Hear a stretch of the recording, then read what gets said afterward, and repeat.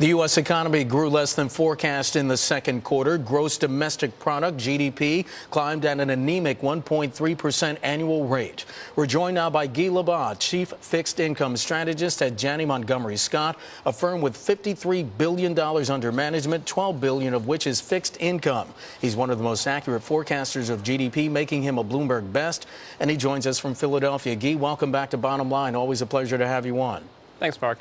Guy, what happened to the second half rebound that some economists and analysts were predicting? Was the real story, as Wells Fargo's John Silvio told us this morning, the jump in inflation? I don't think that was the real story, although it certainly played a role. I mean, if you take a look at commodity prices and particularly energy, it was really digging into consumers' pocketbooks. But I think a much bigger picture, it's about jobs. And job growth has just been disappointing. That means consumers haven't had the cash they need to be able to spend on even everyday things. Well, with inflation rising and growth slowing, how much longer can Fed Chairman Ben Bernanke hold interest rates near zero?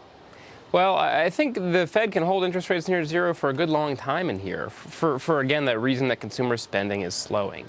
Even if commodity prices are rising, the fact that consumers aren't buying a lot of goods out there really limits firms' ability to raise prices. Well, one of the lessons of inflation we had during the financial crisis was that as long as consumers aren't buying, prices don't go up. It's sort of a fact of the markets. Well, with the payroll tax cut being phased out at the end of the year and state and local governments, as you know, they're implementing drastic spending cuts of their own. How much worse are things going to get? What's your expectation for the second half of the year? Well, I'm going to focus on your comment about state and local governments because they reduced spending during the second quarter pretty aggressively. Well, when we add on top of that the potential for federal fiscal action to decline over the course of the second half, that becomes a real problem. So we could actually see a growing risk of recession probably fourth quarter, early 2012, if in fact the federal government gets it together and makes aggressive budget cuts here. So that's really a big concern right now. Guy, what's the domino effect of a failure to raise the debt ceiling? Well, I think the real problem with the failure to raise the debt ceiling is we can't predict what the effects are going to be. I think at the very least we look at some fairly extreme market upset, declines in stock values, a lot of uncertainty.